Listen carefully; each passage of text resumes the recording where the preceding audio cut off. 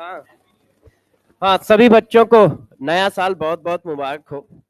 कोशिश करो कि इसी साल सब लोग डॉक्टर बन जाए। हाँ, पार्टी डॉक्टर बन जाओ, मिलेगी। पार्टी हमेशा ओपन है, डॉक्टर आपको बनना है। हाँ, न्यू ईयर की पार्टी कोई, देखो मेरे हिसाब से कोई न्यू ईयर नहीं होता है। जिस दिन आपके पास पैसा है, जिस दिन आपके पास सक्सेस है, जिस दिन आप डॉक्टर बन गए, उस दिन से पर डे न्यू ईयर है। आप डॉक्टर बनो, डेली पार्टी है, पूरे दिन पार्टी चलेगी। आप डॉक्टर तो बनो। हाँ चलो बच्चों, हाँ हाँ, कुछ तो बन जाएगा। तेज आ रही अब ठीक है। अच्छा, तो सभी लोग तैयार हो जाओ, ठीक है। चैप्टर कौन सा चल रहा था, काइनेटिक्स की थर्मोडायनेमिक्स? अच्छा, क्योंकि 2 में आज से ना वो स्टार्ट हो गया है, थर्मोडायनेमिक्स 2 में स्टार्ट हो गया है।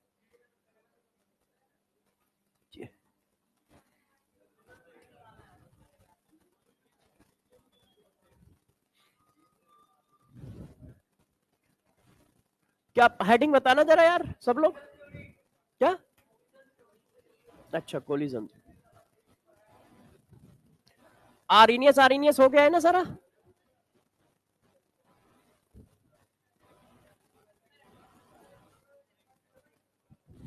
हाँ हाँ, रिवर्सेबल रिएक्शन। हाँ, डेल्टा एच वाला करा दिया। और अरे भाई एक बार दिखाना बेटा, टेम्परेचर कॉफिशिएंट करा दिया, तो उससे पहले वो भी तो करा दिया होगा। R1 R2, हाँ करा दिया, ठीक है।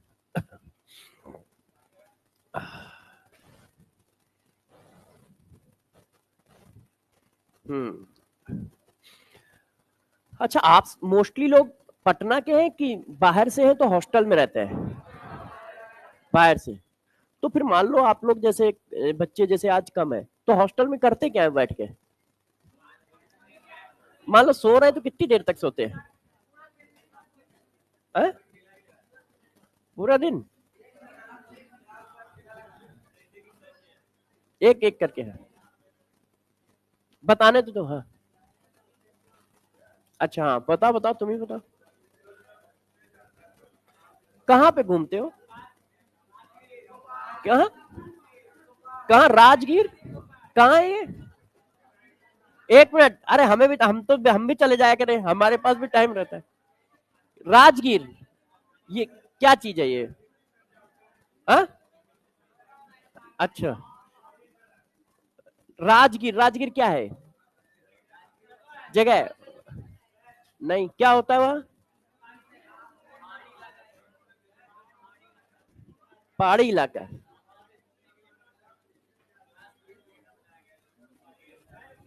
अच्छा, कितने किलोमीटर है यहाँ से?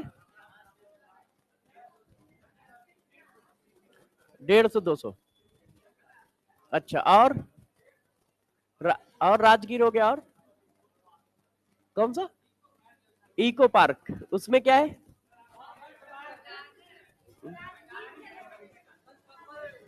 अच्छा, और बोध गया? बोध गया तो जानता हूँ, मगर ये तो दूर है, 250 300 किलोमीटर होगा।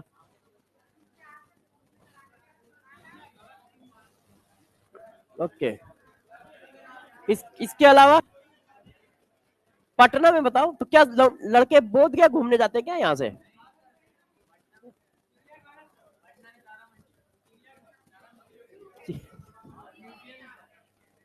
म्यूजियम किस चीज का है? बिहार म्यूजियम।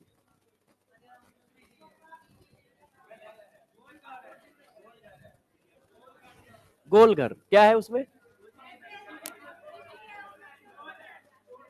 अच्छा,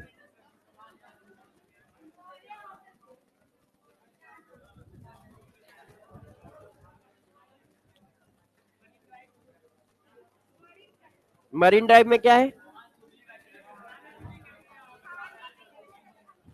अच्छा, अच्छा चलिए ठीक है। चलो फिर एक एक करके पढ़ाई करते हैं, ठीक है। और आप लोगों ने इतनी सारी जगह बता दी हैं तो 2-3 महीने में घूम लेंगे, ठीक है। और ये यार 1 मिनट रुकना, कौन है ये? अच्छा ठीक है।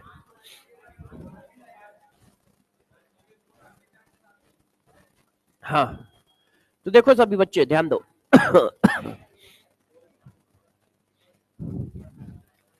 इधर ध्यान दीजिए, हम लोग क्लास को स्टार्ट करते हैं और सभी बच्चे अपना पढ़ाई भी करते रहे, घूमते फिरते भी रहे, ठीक है। ये सारे काम आपके ही है, मैंने पहले ही बता रखा है कि इसमें से कोई काम नहीं है जो कोई दूसरा इंसान करेगा के दूसरी दुनिया से। ये सारे काम आपके लिए ही बनाए गए, बस आपको टाइमिंग का पता होना चाहिए। जिनको टाइमिंग का पता है, ठीक है, तो वो देख पाएंगे। भाई इंडिया में बहुत कुछ घूमने को है, मगर अब आपकी चाह कितनी है? गोल घर तक है, गया तक है, या गोल घर गया के साथ पूरे इंडिया के फिर पूरे वर्ल्ड की है? ये आपके ऊपर है। थाईलैंड आपके पटना से भी सस्ता है। हाँ देखो मैंने क्या बताया, मेरी सोच छोटी जगह तक नहीं रहती है, इंडिया से बाहर भी जाती है। जितने भी आप जितने नाम जानते हो ना, वो सारे सिटी आपके पटना से सस्ते हैं। थाईलैंड हो, पटाया हो, बैंकॉक हो, सिंगापुर हो, ठीक है, ये सब यहां से वहां से सस्ते। हाँ? रसिया तक नहीं गया, मगर इंडिया से सस्ता वो उधर का नहीं पता, मगर ये सब है। कनाडा महंगा है, हाँ वो सब बहुत महंगे हैं। यूके, यूएस, कनाडा, फ्रांस, ये सब महंगे हैं। तो जितनी ज्यादा जितनी महंगी फ्लाइट दिल्ली से पटना की है, उससे सस्ती फ्लाइट होती है दिल्ली से दुबई की, 8-9 हजार में हो जाती है। और दिल्ली से हम लोग पटना आते हैं तो कभी 12 हजार में होती है, कभी 15 हजार में होती है। एक बार तो मैं 20 हजार में आया हूँ, बैंगलोर से पटना डायरेक्ट। अचानक यहाँ इवेंट लग गया, मैं बैंगलोर में था, सेंटर ऑफिस बैंगलोर में है, तो यहाँ पे इवेंट लग गया, तो ये हुआ कि मैं कहाँ से आऊँ, तो मैंने फिर इन लोगों को बोला कि भाई मैं इस टाइम बैंगलोर में हूँ, बैंगलोर से पटना जाऊंगा। और बैंगलोर से पटना की फ्लाइट देखी गई तो पता चला 19 हजार समथिंग की है। तो उतने में तो दुबई का अप डाउन हो जाता है, मतलब चले भी जाओ वापस भी आ जाओ, टिकट के फॉर्म में, कि हाँ टिकट कितने की लगनी है। तो आप लोग जितना भी सोचते हो सारा सही सोचते हो, मैं सोचने पे तो कभी किसी को कही नहीं करता कि ये गलत सोच रहा है। जो भी सोच रहे हो सब सही सोच रहे हो, मगर मेरा बस इतना कहना, थोड़ा बड़ा सोचा करो, छोटा मत सोचा करो कि नहीं यार चलो थोड़ा सा एक जैकेट पहन लेते हैं और बस ट्रेन से पकड़ के गया तक हो आते हैं। अरे तुम ये क्यों सोचते हो? ये सोचो कि नहीं हम अपनी बीएमडब्ल्यू में पहले गया जाएंगे, फिर इंडिया जाएंगे, फिर दुबई जाएंगे, फिर ऐसा सोचो ना। गया जाना थोड़ी मना है, गया जाने को थोड़ी मना किया गया है, मगर सोच बढ़ा के करो काम पहले। तो बिया मतलब शादी, शादी का बीएमडब्ल्यू से क्या लेना देना? अच्छा, मतलब सारा कुछ दूसरों पर ही डिपेंडेंट है? निकम्मे लोगों को दहेज भी नहीं मिलता है, समझ रहे हो? चलिए अब पढ़ाते हैं, क्लास को स्टार्ट करते हैं, बहुत सारी बातें हो गई। तो चाहे गर्ल्स स्टूडेंट हो या बॉयज स्टूडेंट, आप बड़ा सोचो, ठीक है, कोई गलत बात नहीं है। ये सारी चीजें हम ही लोगों के लिए बनाई गई हैं, इंसानों के लिए ही बनाई गई हैं, मगर थोड़ा बड़ा सोचो, छोटा नहीं सोचिए। चलो सिलेक्शन भी थोड़ा बड़ा सोचिए।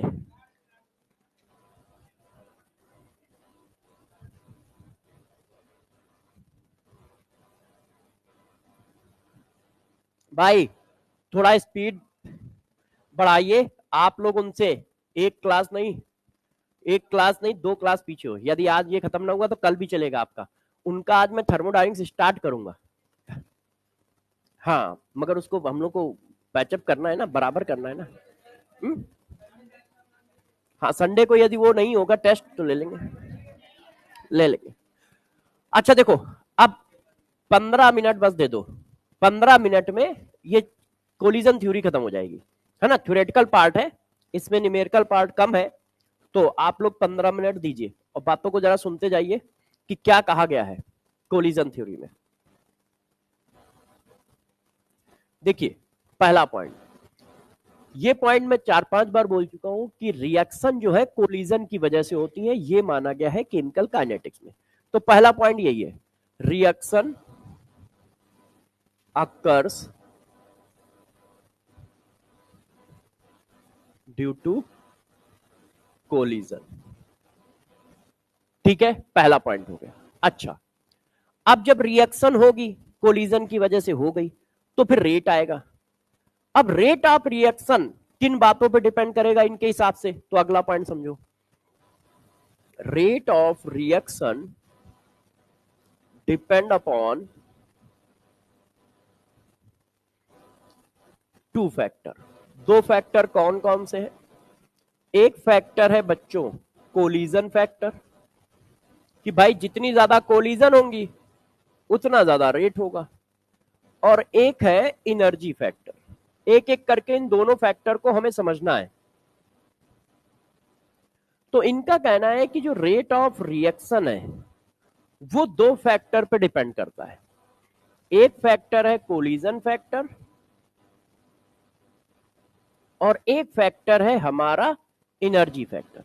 यदि इन दोनों फैक्टर की वैल्यू मिल जाए तो रेट ऑफ रिएक्शन की इक्वेशन निकल आएगी। कोलिजन फैक्टर क्या होता है, क्यों डिपेंड करता है, एनर्जी फैक्टर क्या होता है, क्यों डिपेंड करता है, अब हम लोग ये डिस्कस करेंगे, है ना।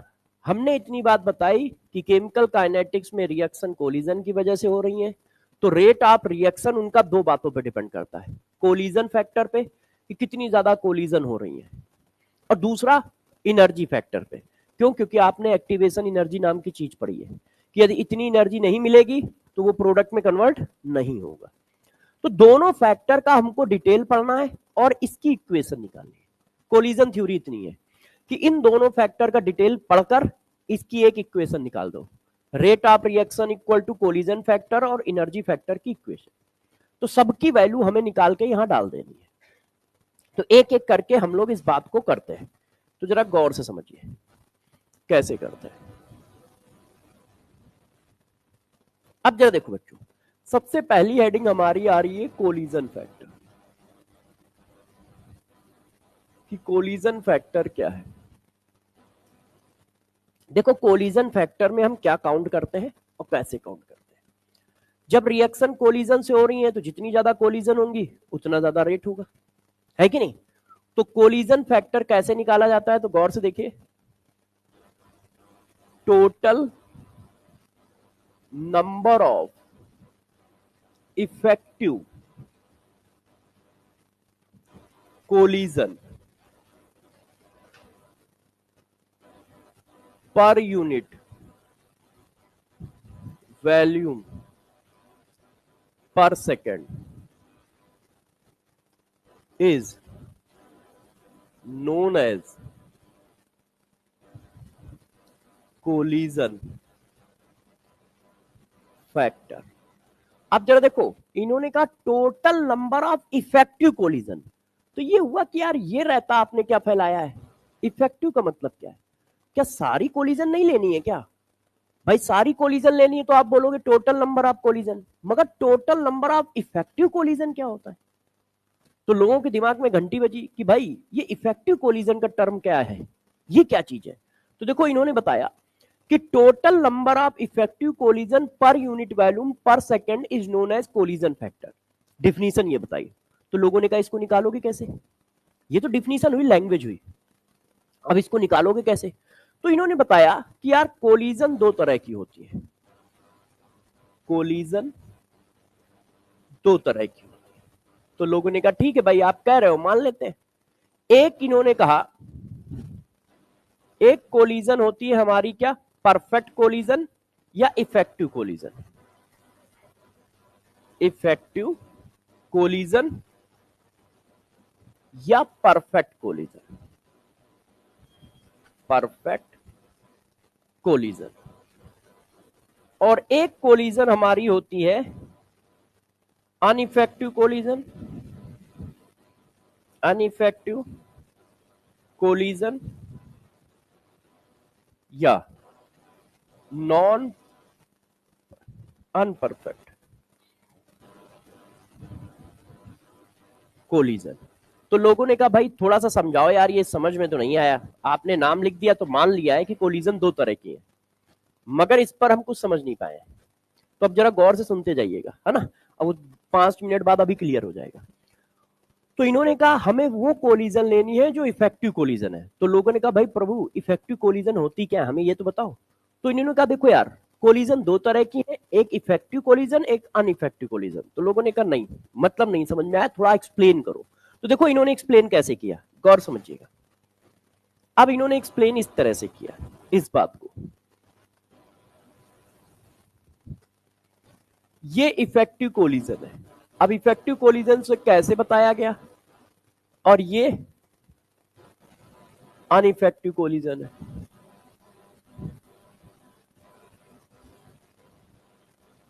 दो मिनट में आपको ये बात समझ में आ जाएगी। अभी आप कंफ्यूज भी हो गए, समझ भी नहीं पा रहे होगे कि सर क्या बताना चाह रहे हैं, फर्जी में लगे पड़े हैं।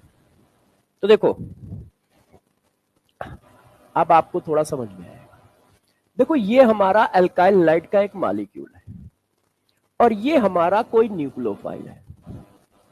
ऐसे आप सभी बच्चों को पता है कि अल्काइल लाइट पोलर होता है, तो इस पे दो पोल है, एक प्लस एक माइनस, और न्यूक्लियोफाइल हमेशा निगेटिव होता है। इलेक्ट्रॉन रिच को हम न्यूक्लियोफाइल बोलते हैं। अब ये दोनों कोलिजन करके रिएक्शन करने जा रहे हैं। तो जब कोलिजन करके रिएक्शन करने जा रहे हैं तो इनमें ये पॉसिबिलिटी बनी। क्या पॉसिबिलिटी बनी, जरा देखिए।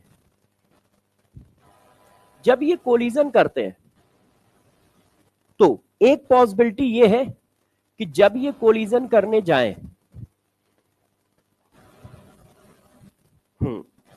देखो एक पॉसिबिलिटी ये है कि जब कोलिजन हो रही हो तो ये ओरिएंटेशन हो, ओरिएंटेशन कुछ ऐसा हो। जब ये कोलिजन करने गए तो ये माइनस है, ये हमारा प्लस है, ये माइनस है। अब ये दोनों एक दूसरे के पास आएंगे, तो जब कोलिजन कर रहे हैं तो इनके बीच में कैसा फोर्स आ रहा है, अट्रैक्शन फोर्स, माइनस और प्लस। और अट्रैक्शन फोर्स आएगा तो ये पास आएंगे और बॉन्ड बन जाएगा। ऐसा ये क्या है, प्रॉपर ओरिएंटेशन है। प्रॉपर ओरिएंटेशन का मतलब वो ओरिएंटेशन जिससे प्रोडक्ट बन सकता है। कोलिजन भी हो रही है और प्रोडक्ट भी बनना है, टकराएंगे प्रोडक्ट बनेगा। टकराने में क्या होगा, ये प्लस है ये माइनस है, तो अट्रैक्शन फोर्स जनरेट होगा जिसकी वजह से ये वाला बॉन्ड ब्रेक हो जाएगा और हमारा प्रोडक्ट आ जाएगा। मगर यदि यही दोनों कुछ इस तरह से सामने आ गए, कुछ इस तरह से सामने आ गए, तो फिर कोलिजन नहीं हो पाएगा। क्यों, क्योंकि इन दोनों के बीच में क्या आ रहा है, रिपल्सन। तो एक नियरेस्ट लोकेशन तक तो आएंगे, मतलब कोलिजन तो होगा मगर बॉन्ड नहीं बनेगा, मतलब प्रोडक्ट नहीं बनेगा। क्यों, क्योंकि अट्रैक्शन फोर्स नहीं है तो बॉन्ड बन ही नहीं पाएगा। बॉन्ड का मतलब ही अट्रैक्शन फोर्स होता है। अब वो अट्रैक्शन फोर्स 10 तरह का होता है, कि शेयर करके अट्रैक्शन फोर्स बना, या ले दे के अट्रैक्शन फोर्स बना, या एक दूसरे को देख के बस फीलिंग में अट्रैक्शन फोर्स, जैसे आपका फीलिंग वाला अट्रैक्शन फोर्स है। 4 किलोमीटर खड़े दूर भी देखा तो फीलिंग आ गई, अट्रैक्शन फोर्स हो गया, है ना। तो ये देखो जिसको आप वंडरवाल फोर्सेस कहते हो। तो इधर जानते हो, अरे भाई वो तो अभी से यहीं से फील लेने लगे इधर। हाँ तो देखिए मजाक खत्म करते हैं, टॉपिक पे वापस आते हैं। तो ये ओरिएंटेशन देखो कैसा है, इस ओरिएंटेशन में बॉन्ड नहीं बनेगा, मतलब प्रोडक्ट नहीं बनेगा, मगर कोलिजन तो होगी। मॉलिक्यूल तो भाई रैंडम मोशन करते हैं, तो वो पास तो आए मगर रिपल्सन की वजह से इधर निकल गए या इधर निकल गए, ठीक है, मगर वो प्रोडक्ट नहीं फॉर्म करेंगे। मगर कोलिजन में तो काउंट हो जाएंगे। क्यों, क्योंकि नियरेस्ट डिस्टेंस तक आना ही कोलिजन होता है। तो कोलिजन में तो काउंट हो जाएंगे मगर प्रोडक्ट नहीं बनाएंगे, कोलिजन में काउंट होंगे, प्रोडक्ट बनाएंगे। तो ये सिचुएशन बोली जाती है प्रॉपर ओरिएंटेशन, इसको बोलते हैं प्रॉपर ओरिएंटेशन। तो इनका कहना था कि कोलिजन नहीं काउंट करनी है, वो कोलिजन काउंट करनी है जिनका प्रॉपर ओरिएंटेशन है, और जिनका प्रॉपर ओरिएंटेशन है उन्हीं को कहा जाता है इफेक्टिव कोलिजन। तो कोलिजन नहीं काउंट करनी है। जेड कोलिजन फैक्टर का मतलब है इफेक्टिव कोलिजन। इफेक्टिव कोलिजन का मतलब जिनका ओरिएंटेशन प्रॉपर है, जैसे इसका ओरिएंटेशन प्रॉपर है।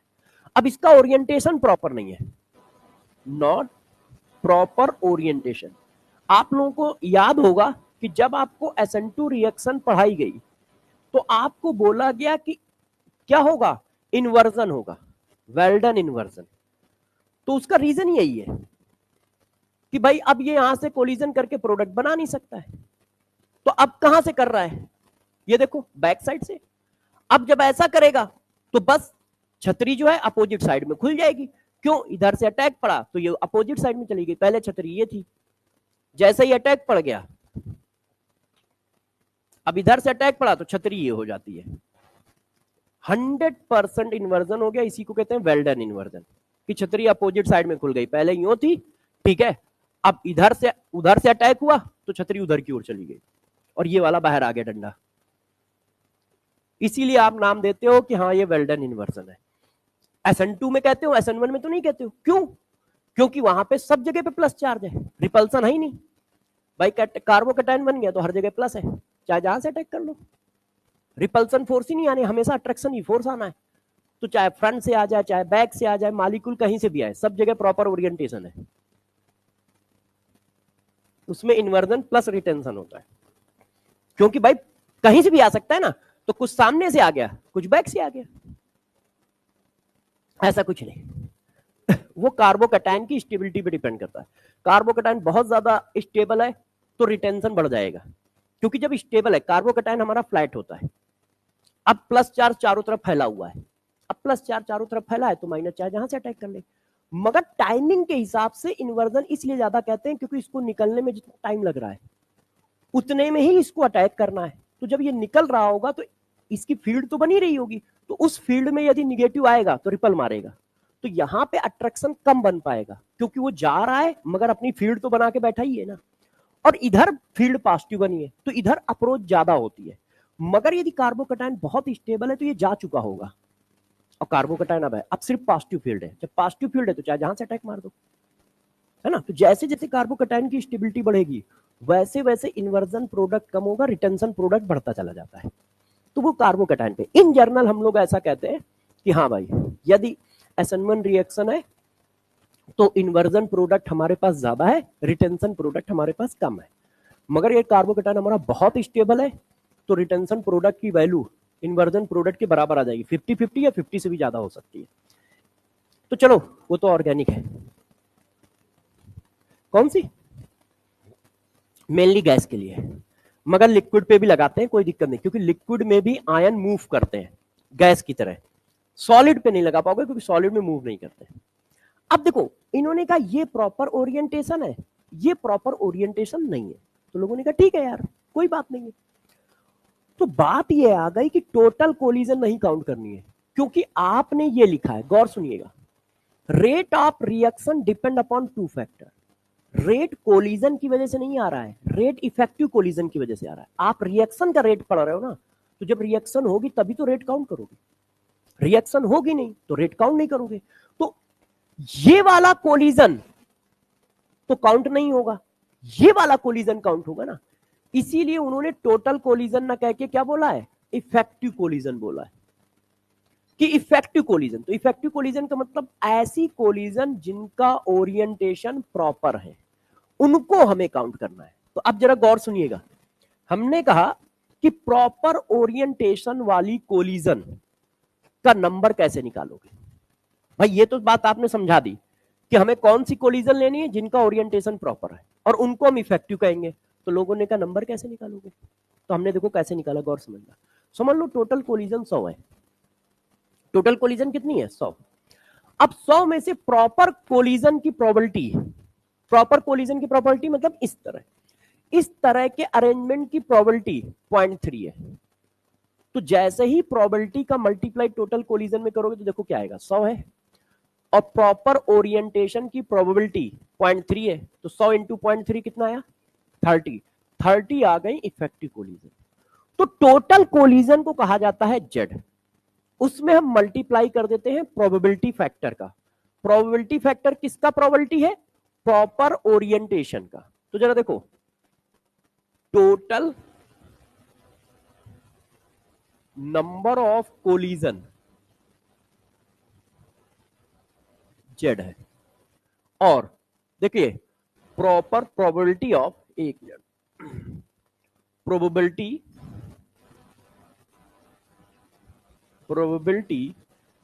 Of proper orientation is P। तो अब टोटल इफेक्टिव कोलिजन कितनी हो गई? Total number of effective collision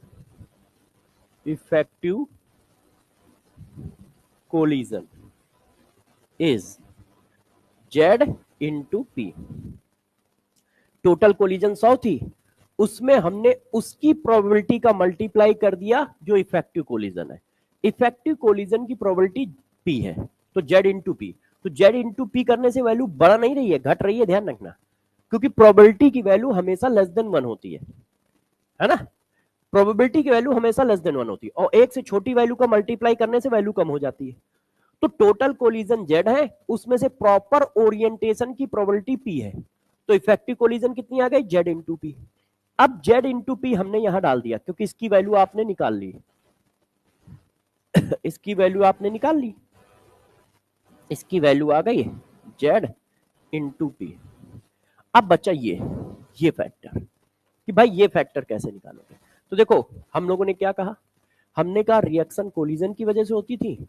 rate दो बातों पर डिपेंड करता है, जितनी ज्यादा कोलिजन होंगी उतनी ज्यादा इफेक्टिव कोलिजन होंगी। मान लो कोलिजन ही कम है, कोलिजन 100 है, ये 0.3 है, तो 100 इंटू 0.3 30। कोलिजन 500 है और ये 0.3 है, तो कितना आया? 150 है। तो यदि कोलिजन के नंबर ज्यादा है तो अपने आप इफेक्टिव कोलिजन ज्यादा होंगी, इफेक्टिव कोलिजन ज्यादा तो रेट ज्यादा, है कि नहीं? क्योंकि रेट ऑफ रिएक्शन क्या है? कोलिजन फैक्टर इंटू ये। तो इफेक्टिव कोलिजन का नंबर हमें मिल गया, हम लोगों ने कहा ठीक है। अब दूसरा parameter energy factor.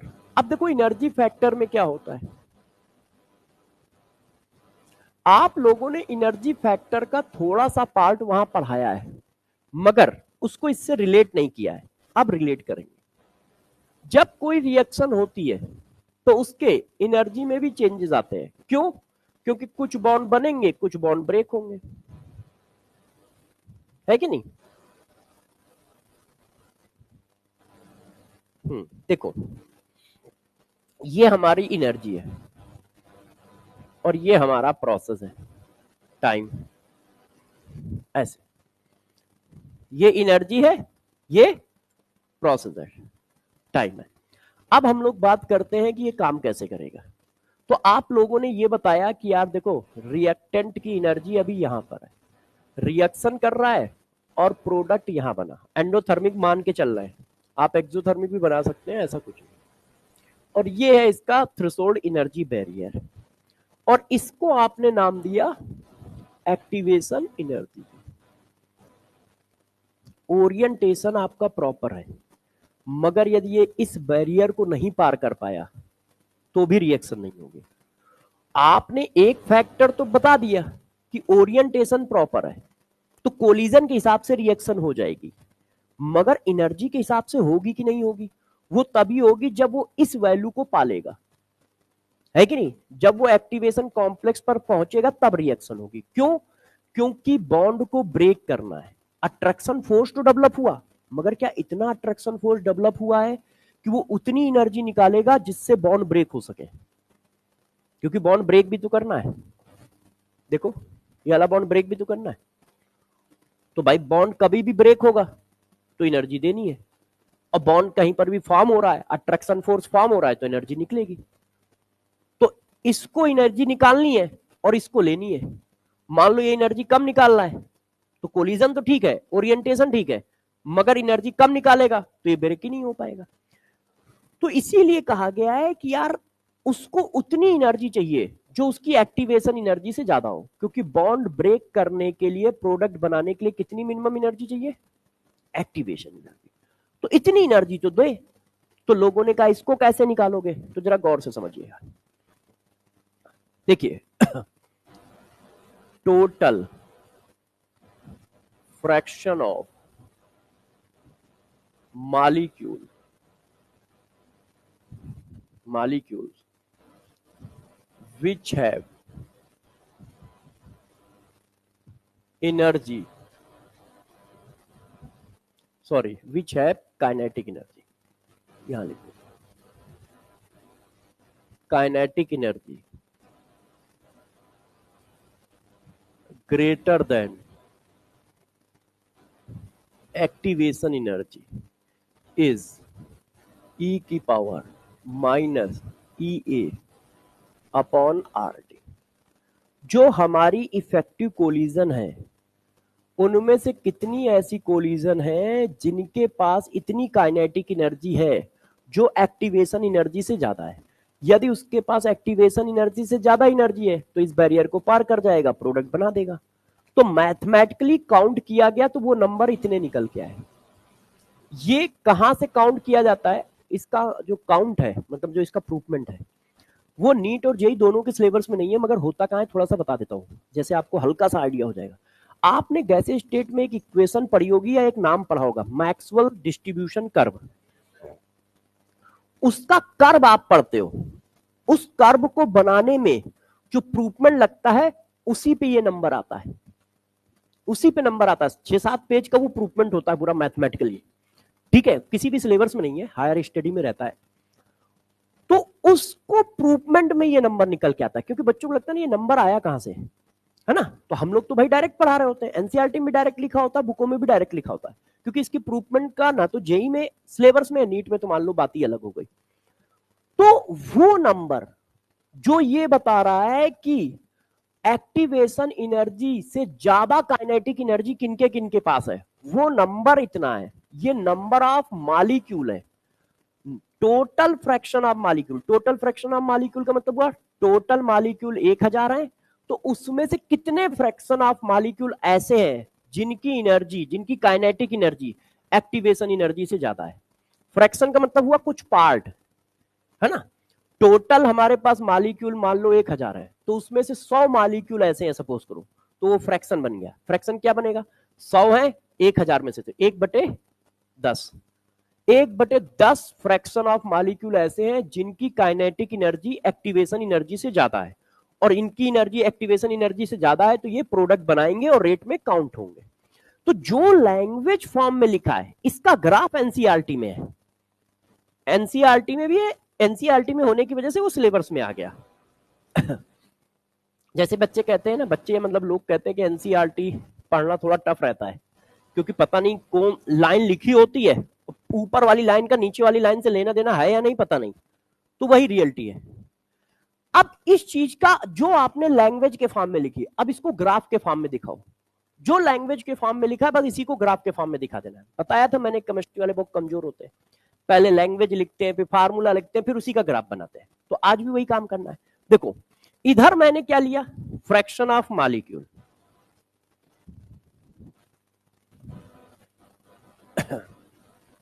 Fraction of molecule. कौन से फ्रैक्शन ऑफ मॉलिक्यूल? जिनकी काइनेटिक एनर्जी एक्टिवेशन एनर्जी से ज्यादा है। या फिर ये चीज इधर आ जाएगी, कोई नहीं, फ्रैक्शन ऑफ मॉलिक्यूल इधर है वाई एक्सेस पे, और जरा गौर से देखना, एक्स एक्सेस पे क्या है? एनर्जी है। एक्स एक्सेस पे क्या है? एनर्जी। अच्छा, किसी भी रिएक्टेंट की एक्टिवेशन एनर्जी अलग अलग होती है कि सेम होती है? जितना पीछे पढ़ाया है, किसी रिएक्शन की एक्टिवेशन एनर्जी 10-12 पढ़ाई थी क्या? एक रिएक्शन की एक्टिवेशन एनर्जी तो एक ही पढ़ाई है ना। एक रिएक्शन की एक्टिवेशन एनर्जी एक है। अब मान लो किसी मैकेनिज्म में 5 रिएक्शन है, तो एक्टिवेशन एनर्जी 5 हो गई, क्योंकि एक रिएक्शन को होने के लिए एक एक्टिवेशन एनर्जी लगती है। आप रिएक्टेंट लिखते हो, प्रोडक्ट लिखते हो, तो इसका मतलब जितने भी रिएक्टेंट हैं, अब 1 हो या 1,00,000 हो या 10,00,000 हो, उन सबको एक्टिवेशन एनर्जी इतनी तो चाहिए होगी। तो इसका मतलब 1 मॉलिक्यूल या 100 मॉलिक्यूल या 50 मॉलिक्यूल हो, सबकी एक्टिवेशन एनर्जी फिक्स है। अब रिएक्शन अलग अलग हो गई तो एक्टिवेशन एनर्जी अलग अलग हो जाएगी। तो एक रिएक्टेंट की एक्टिवेशन एनर्जी एक होती है, इसका मतलब जितने भी मॉलिक्यूल हैं 1000, 2000, 3000, उन सबकी एक्टिवेशन एनर्जी सेम है। तो सपोज करो यहां ये वैल्यू है एक्टिवेशन एनर्जी, एक्टिवेशन एनर्जी की वैल्यू इतनी है, ठीक। अब काइनेटिक एनर्जी खींचते हैं, गौर से देखिए। तो इसका जब ग्राफ बनाया जाता है तो कुछ ऐसा आता है। अब इस ग्राफ में जरा मुझे देख के बताओ, ये मॉलिक्यूल के नंबर है, वाई एक्सेस क्या है, मॉलिक्यूल के नंबर, एक्स एक्सेस क्या है, एनर्जी। तो इधर वाले मॉलिक्यूल क्या बता रहे हैं कि इनकी काइनेटिक एनर्जी एक्टिवेशन एनर्जी से कम है। क्यों? एक्टिवेशन एनर्जी यहां तक है, तो इसका मतलब यहां पर जो भी वैल्यू है वो एक्टिवेशन एनर्जी से कम है, यहां पर एनर्जी की जो भी वैल्यू है वो एक्टिवेशन एनर्जी से कम है कि नहीं? अच्छा, यहां पर जो मॉलिक्यूल है उनकी काइनेटिक एनर्जी एक्टिवेशन एनर्जी से ज्यादा है। क्यों? एक्टिवेशन एनर्जी की वैल्यू ये है। अब इसके बाद जो भी वैल्यू आएगी वो इससे बड़ी होगी। सपोज करो ये वैल्यू है 100, तो अब यहां पे क्या आएगा, 110, 120, 105 ऐसे ही तो आएगा, क्योंकि आगे की ओर निकल गए हो। तो अब इसके हिसाब से पढ़ो, वो फ्रैक्शन ऑफ मॉलिक्यूल जिनकी काइनेटिक एनर्जी एक्टिवेशन एनर्जी से ज्यादा है, वो नंबर इतने हैं। तो ग्राफ में वो नंबर कहां आए, ये आए कि नहीं आए, चेक करो, ये वाले नंबर आए। क्यों? वो फ्रैक्शन ऑफ, वर्टिकल लाइन क्या है, फ्रैक्शन ऑफ मॉलिक्यूल, वो फ्रैक्शन ऑफ मॉलिक्यूल जिनकी काइनेटिक एनर्जी एक्टिवेशन एनर्जी से ज्यादा है वो इधर है, वो फ्रैक्शन ऑफ मॉलिक्यूल जिनकी काइनेटिक एनर्जी एक्टिवेशन एनर्जी से कम है वो ये है, वो ये है। क्लियर हुई बात इतनी? और ये ग्राफ मान लो किसी फिक्स टेम्परेचर पे आया है, उसको मैंने T1 कह दिया, उसको मैंने T1 कह दिया। अब किसी ने कहा टेम्परेचर बढ़ाओगे तो रेट ऑफ रिएक्शन बढ़ता है, ये आप पीछे छपवा के आए हो, तो हाँ, मगर क्यों बढ़ता है इसका रीजन वहां पे नहीं बताया गया। वहां पे रीजन मैथमेटिकल बताया गया है कि देखो के की वैल्यू बढ़ रही है, वो मैथमेटिकल रीजन है, मगर थ्योरेटिकल नहीं है वो। तो अब थ्योरेटिकल रीजन यहां हम बता सकते हैं, वहां क्यों नहीं बताया, क्योंकि वहां बता ना पाते, फंस जाते। तो वो स्टेटमेंट यहां के लिए छुपा के रखा था कि ये बात यहां डिस्कस करेंगे। कैसे, जरा देखो, मैंने टेम्परेचर बढ़ाया, तो टेम्परेचर बढ़ाने पर ग्राफ का डिजाइन कुछ ऐसा हो जाता है, T2 kelvin, T2 greater than T1। अब आप बताओ, वो फ्रैक्शन ऑफ मॉलिक्यूल जिनकी एनर्जी, जिनकी काइनेटिक एनर्जी एक्टिवेशन एनर्जी से ज्यादा है, अब इतने ज्यादा हो गए, इतने एक्स्ट्रा आ गए कि नहीं आ गए, और ये सब रेट में पार्टिसिपेट करेंगे। ज्यादा मॉलिक्यूल हो गए तो ज्यादा rate. Area under the curve same रहेगा। ये फिजिक्स के लिए बता रहा हूं, केमिस्ट्री में इसका यूज नहीं, क्योंकि ये ग्राफ शायद फिजिक्स में भी है, ठीक है? तो वहां पर एरिया की बात चलती है, अपने में एरिया की बात नहीं चलनी है अपने में नंबर की बात चलनी है। मगर क्या है, ऑप्शन में कभी कभी दिया होता है तो बच्चे बेचारे फंस जाते हैं, क्योंकि एरिया की बात मैंने की नहीं। अब मान लो वो क्वेश्चन केमिस्ट्री में पढ़ा है, तो बच्चे को जब मैं बताऊंगा नहीं तो वो समझे कैसे।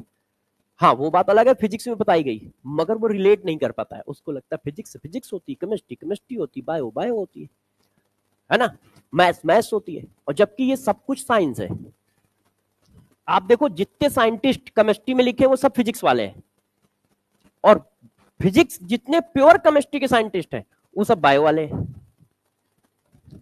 हाँ, अब बायो वाले तो एक अलग लेवल के बायो वाले हैं उनका, और जितने मैथमेटिक्स हैं वो सब फिजिक्स में है। मैथमेटिशियन है, उन्होंने ही फिजिक्स बनाई है, और फिर जिन्होंने प्योर फिजिक्स बनाई है उन्होंने फिर केमिस्ट्री बनाई है, और फिर जिन्होंने केमिस्ट्री और बायो मिलके अपना रायता फैलाया है। ठीक है, ये है। आप देखो, श्रोडिंगर वेव इक्वेशन पढ़ते हैं, श्रोडिंगर फिजिक्स के साइंटिस्ट थे, ठीक है? बोहर आइंस्टीन ये तो पता नहीं क्या थे, मैथमेटिशियन थे कि क्या थे, क्योंकि मैथ में भी उन्होंने बहुत रूल दे रखे हैं, फिजिक्स में भी दे रखे हैं, केमिस्ट्री में भी दे रखे हैं। हाँ, तो जो साइंटिस्ट होते हैं वो बहुत ज्यादा पढ़ते हैं। बहुत ज्यादा क्यों पढ़ते हैं? क्योंकि एक सब्जेक्ट से साइंस में कुछ कर ही नहीं सकते हो जब तक आपको साइंस ना आती हो। साइंस मतलब हो गया सब कुछ, मैथ, फिजिक्स, केमिस्ट्री। केमिस्ट्री भी ना आती हो मगर मैथ और फिजिक्स तो जरूर आती है, यदि साइंस का मतलब हुआ। क्योंकि जहां मैथ तो हर जगह लगेगी, चाहे वो केमिस्ट्री हो, चाहे फिजिक्स हो, चाहे बायोलॉजी हो, चाहे हिस्ट्री हो, चाहे ज्योग्राफी हो। ज्योग्राफी के ग्राफिकल रिप्रेजेंटेशन डाटा मैथ से ही चलता है, इसीलिए कहा जाता है मैथ लैंग्वेज है सभी साइंस की। हाँ,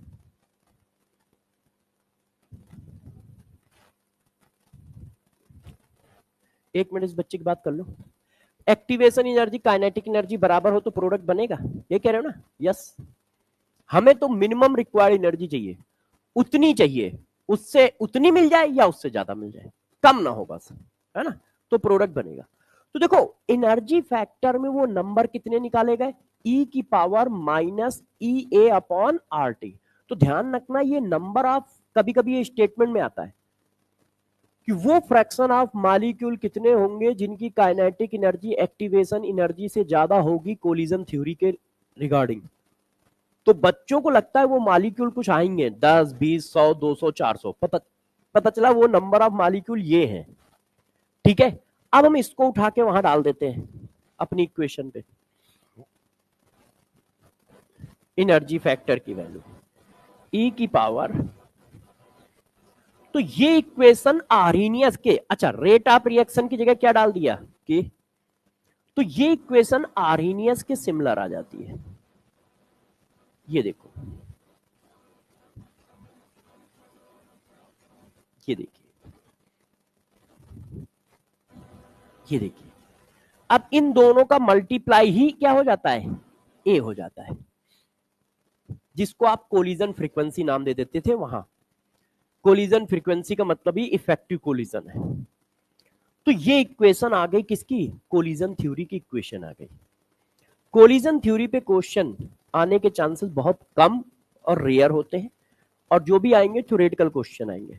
कहां पे आएंगे, ज्यादातर क्वेश्चन आने के चांसेस इस पॉइंट पे है, इस पॉइंट इधर वाले पे, ये ग्राफ पे, ठीक है, इस ग्राफ पे या उस ग्राफ पे। तो उस ग्राफ पे तो फ्रिक्वेंटली क्वेश्चन होता है, इस ग्राफ पे आने के चांसेस रहते हैं। तो हम लोगों ने कोलिजन थ्योरी में ये बात पढ़ी। अब देखो ला छापना है, बस 2 मिनट बाद छाप लेना, इसके बाद तो कोई क्लास है नहीं आपकी। अच्छा फिजिक्स की तो नहीं हुई ना, अच्छा वो तरुण सर ने ले लीजिए, ठीक है। हाँ अब जरा देखो, चैप्टर खत्म कर दूं, थोड़ा सा बच्चा, नहीं तो कल का टाइम खराब होगा। अब आपको एक और बात बताता हूं, आप लोगों ने 100-200 क्वेश्चन जब करोगे तो एक आध क्वेश्चन और फंसता है। अभी वो टॉपिक मैंने पढ़ाया नहीं, बुकों में हो सकता है आपने कभी कभी कहीं कहीं दिया हो तो बीच में दिया हो, या किसी किसी बुक में होता भी नहीं है। ऑर्डर ऑफ रिएक्शन निकालना जब रिएक्शन मैकेनिज्म दी हो। मैंने कहा ऑर्डर रिएक्शन देख के हम नहीं निकाल पाएंगे, ठीक है। 2-3 क्वेश्चन अभी कल मेरे से, वो आपका 1 है तो 2 वाले बच्चों ने पूछे थे, पैकेज में ही थे, इनमें से कौन सी रिएक्शन 0 ऑर्डर की है। अब डाटा कोई गिवन नहीं है भाई, क्वेश्चन आया मैंने तो बता दिया, क्योंकि मान लो इतना पढ़ रखा है तो फंसी जाता है, जाएगा कहां रेंज से। मगर वो क्वेश्चन गलत बनाया गया है, जिसने भी बनाया फर्जी बनाया है। भाई बच्चा 10 लाख रिएक्शन कैसे याद करेगा, बच्चा तो छोड़ो टीचर ही याद कर ले पहले, वो 20 साल में टीचर याद नहीं कर पा रहा है, और बच्चे से कह रहे हो 20 दिन में याद करो। तो इस तरह के क्वेश्चन पेपर में नहीं आते हैं, लोगों ने बना दिए हैं तो वो पढ़े हैं। आपको यदि किसी का ऑर्डर याद रखना है तो सिर्फ एनसीईआरटी में जो रिएक्शन दी हो, जो 2-3 रिएक्शन दी हो बस, नहीं तो इस तरह का क्वेश्चन कोई तुमसे पूछेगा ही नहीं, क्योंकि पूछा वो जाता है जो बताया जा सके, नहीं तो बच्चा सॉल्व कैसे करेगा पेपर। तो इस तरह के क्वेश्चन फर्जी क्वेश्चन है, लोगों ने बना दिए बिना सोचे समझे कि हाँ इस तरह के क्वेश्चन को डिजाइन तो कर रहे हो मगर ये वैलिड भी है, मगर हाँ ठीक है, चक्का पेल चलता चला जा रहा है, कट पेस्ट चलता चला जा रहा है, चला जा रहा है, उनसे इससे मतलब क्या है कि वैलिड है कि नहीं वैलिड है। तो 2 क्वेश्चन मुझसे कल बच्चों ने पूछे थे, आंसर तो मैंने बता दिए, क्यों, क्योंकि मैंने कहीं ना कहीं उनको देख ही रखा होगा, इतने सालों से पढ़ा रहा हूं, तो वो रेंज के बाहर जाते नहीं है। मगर उस तरह के क्वेश्चन यदि आप नहीं कर पा रहे हो या आ रहे हैं तो टेंशन मत लो, फर्जी क्वेश्चन है, उस तरह के क्वेश्चन कभी एग्जाम में पूछा ही नहीं जा सकता है, और ना आज तक पूछा गया है कि डायरेक्ट पूछ लिया जाए इसमें से 0 ऑर्डर की कौन है ना। तो एक उसमें 0 ऑर्डर का है जिसका आंसर H2+Cl2 और 2HCl वाला है, और एक मैंने जो आप लोगों को शायद पढ़ाते समय बताया होगा, एस्टल्डिहाइड को ब्रेक करोगे तो मेथेन और CO बनेगा, तो उसमें पूछा गया फ्रैक्शनल ऑर्डर किसका होगा, तो उसका ऑर्डर 3/2 होता है। मगर ये आपको याद रखने की कोई जरूरत नहीं है, मेरे को याद है वो बात अलग है, आपको याद रखने की कोई जरूरत नहीं, क्योंकि इस तरह का कोई भी क्वेश्चन नहीं पूछा जाएगा, मगर डाटा देके जरूर पूछेगा। तो अभी मैंने पहले क्या पढ़ाया था, यदि के की यूनिट पता हो तो ऑर्डर निकल आएगा, एलिमेंट्री रिएक्शन है तो ऑर्डर निकाल लोगे, कंसंट्रेशन और रेट के बीच में रिलेशन दिया है तो ऑर्डर निकाल लोगे। आज मैं डिस्कस करने जा रहा हूं order of reaction, order of reaction when reaction mechanism is given, यदि रिएक्शन की मैकेनिज्म गिवन हो तो ऑर्डर ऑफ रिएक्शन कैसे निकालते हैं, हम लोग ये डिस्कस करने जा रहे हैं कि यदि रिएक्शन की मैकेनिज्म गिवन हो तो ऑर्डर ऑफ रिएक्शन कैसे निकालते हैं। तो देखो इसके दो मेथड होते हैं, पहला होता है स्लो स्टेप मेथड और एक होता है स्टडी स्टेट अप्रोक्सीमेशन मेथड। बुकों में देखोगे तो ये दो होंगे, इसमें से ये आपके सिलेबस में नहीं है, ये वाला सिलेबस में। दोनों मेथड से सेम आंसर ही आता है, मगर बस अलग अलग अप्रोच के साथ दो मेथड है।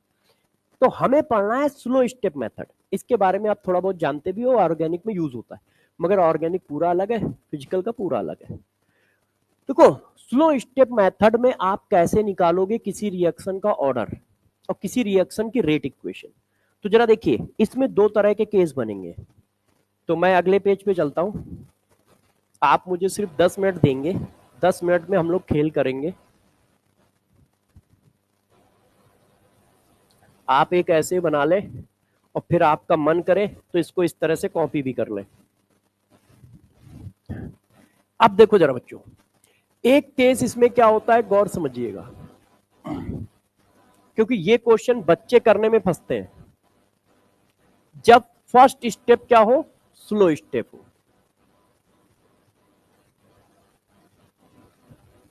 ऐसी कोई मैकेनिज्म जिसका पहला स्टेप स्लो स्टेप हो, ठीक है, और ऐसी कोई मैकेनिज्म जिसका दूसरा स्टेप स्लो स्टेप हो।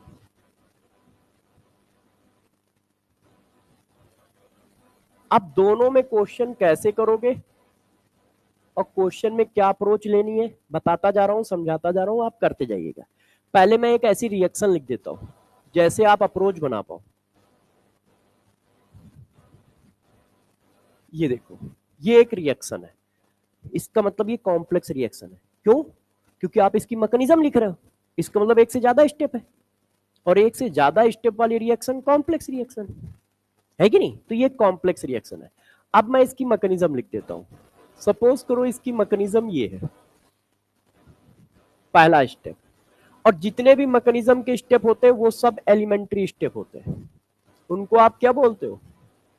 अब जैसे ही देखो ये कॉम्प्लेक्स है क्योंकि इसके अंदर 6-7 स्टेप है या 2 है 3 है, मगर एक से ज्यादा है, मगर इसके अंदर अब कोई स्टेप नहीं है। रिएक्शन की मैकेनिज्म में जो स्टेप लिखते हो वो एलिमेंट्री होता है, ठीक है। अब ये ऐसे रिएक्शन करके ये बना दिया, ये हमारी मैकेनिज्म लिख गई। इधर भी लिख देता हूं, दोनों केस पैरेलल लेके चलूंगा जैसे तुम डिफरेंशिएट कर पाओ। यही रिएक्शन है, मैकेनिज्म अपने हाथ में है, उठा के चेंज कर दिया, हाँ O2 बनेगा। अच्छा वही मैं देख रहा था कि बच्चा कह रहा है तो इसका मतलब कहीं गलत लिखा होगा, तो मैं ढूंढ नहीं पा रहा था कहाँ गलत लिखा है, मैं इधर देख रहा था। अब देखो इस बार मैंने क्या किया, ऐसे किया और इसको स्लो स्टेप कर दिया। ये देखो अब सेकंड स्टेप स्लो स्टेप है, उसमें फर्स्ट स्टेप स्लो स्टेप है ना। तो वो आपको मैकेनिज्म देगा, क्योंकि ऐसी रिएक्शन की मैकेनिज्म देख के कोई नहीं लिख पाएगा, ये एक्सपेरिमेंटल मैकेनिज्म लिखने हैं।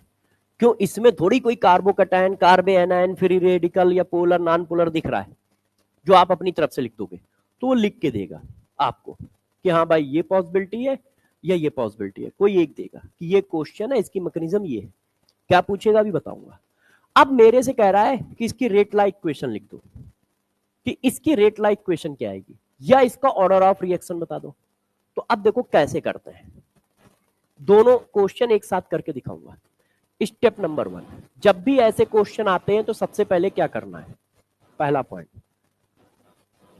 Select slow step. आप सबसे पहले ये सेलेक्ट करो कि स्लो स्टेप कौन सा है। सबसे पहले ये सेलेक्ट करो कि स्लो स्टेप कौन सा है, कौन सा है, पहला, ठीक है, मिल गया।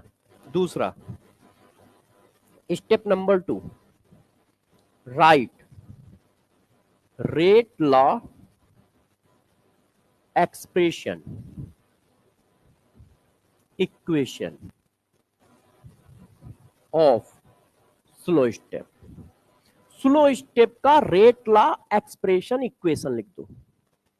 अब जैसे इसमें ये स्लो है तो इसका लिखोगे, उसमें वो स्लो है तो उसका लिखोगे। पहले दो स्टेप दोनों में सेम है, इसलिए थोड़ा मक्कारी करेंगे, ठीक है ना,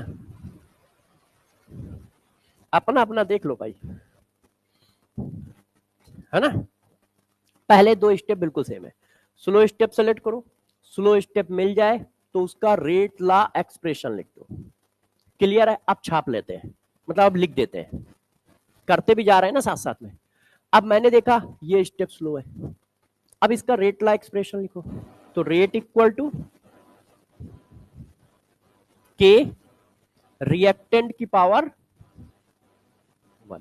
अब ये पावर 1 कैसे लिख रहा हूं, कॉफिशिएंट 1 है, पावर भी 1 लगा दी। क्यों लिख पा रहा हूं बताओ, ये तो मैंने पढ़ाया नहीं, क्योंकि ये सब एलिमेंट्री है। आप इसका लिख रहे हो, इसका थोड़ी लिख रहे हो, है ना, डिफरेंशिएट समझ पाना। आप इसमें ये लगा रहे हो, ये तो एलिमेंट्री है, ये नहीं है, ये तो है, तो इसका जो कॉफिशिएंट होगा वही ऑर्डर होगा। और ये बात मैं पीछे पढ़ा चुका हूं एलिमेंट्री रिएक्शन में। ये बात समझ पा रहे हो कैसे लिख रहे हो। अब उसका भी छाप दो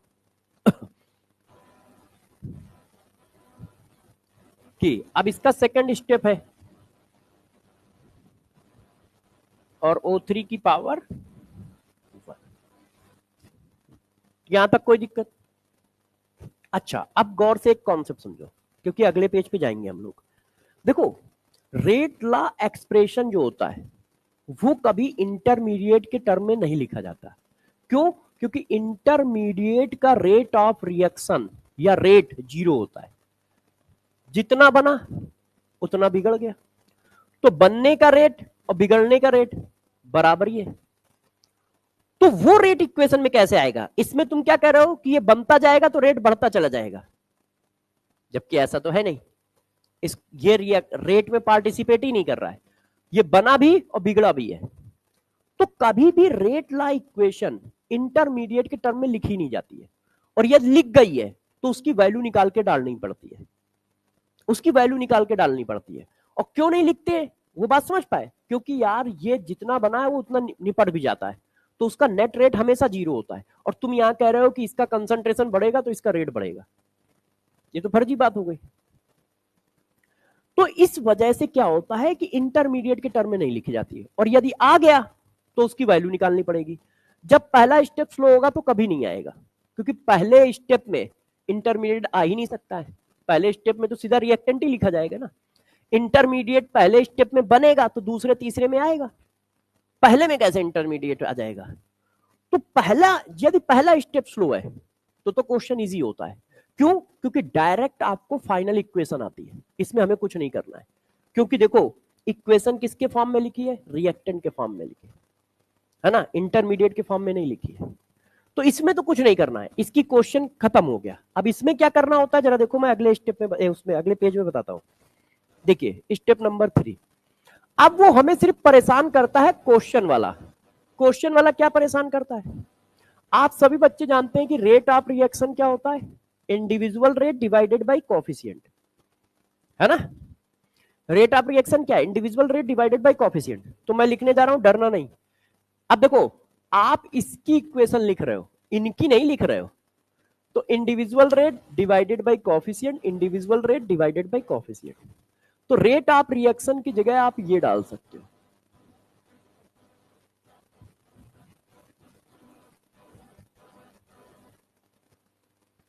कैसे लिखा है ये तो समझ ही गए हो, पहली क्लास में पढ़ाया है।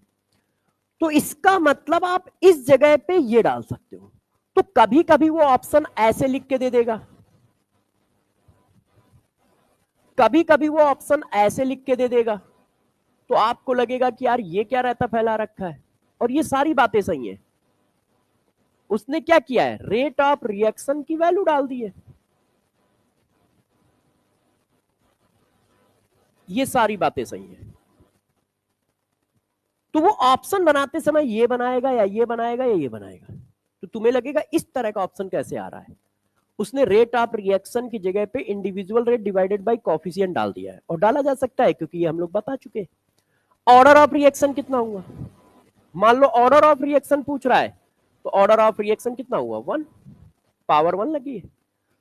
इक्वेशन पूछ रहा है, तो ये भी सही इक्वेशन है, ये भी सही इक्वेशन है, ये भी सही इक्वेशन है। जो तीनों में से जो दिया होगा वो हम टिक कर देंगे। यहां तो क्वेश्चन बहुत आसान होता है, बहुत आसान का मतलब जल्दी खत्म हो जाता है। उसका भी बताता हूं, यहां तक ठीक है।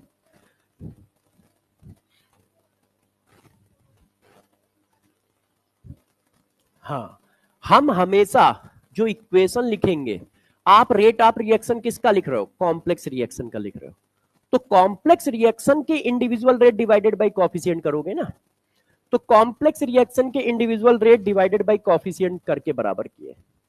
अब आ जाओ इधर, अब यहां पे रहता फैल चुका है, इंटरमीडिएट आ गया है, अब इसकी वैल्यू निकालनी पड़ेगी। जब भी सेकंड स्टेप स्लो स्टेप होगा तो वैल्यू निकलेगी ऊपर वाले स्टेप से। कैसे, क्योंकि पहला वाला स्टेप हमेशा इक्विलिब्रियम में होगा, ध्यान रखिएगा। जब भी सेकंड स्टेप स्लो होगा ना, तो पहला वाला स्टेप इक्विलिब्रियम में है, और नहीं दिया है इसका मतलब उसने क्वेश्चन ही गलत फ्रेम किया है, क्योंकि ये रिएक्शन डायरेक्शनल है, इसमें इक्विलिब्रियम कांस्टेंट नहीं लिख सकते हो। इक्विलिब्रियम कांस्टेंट कहां लिखा जाता है, इक्विलिब्रियम में।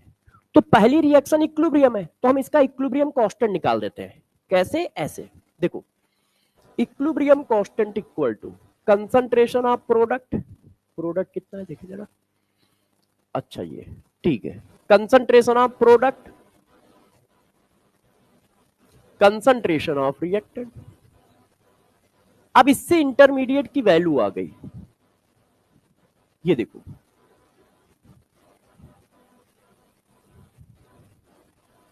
ऐसे।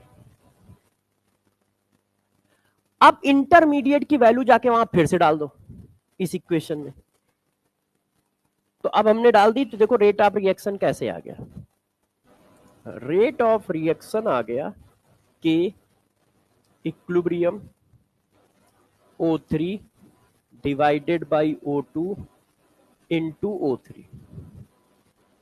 वहां पर देखो पहले से O3 है एक।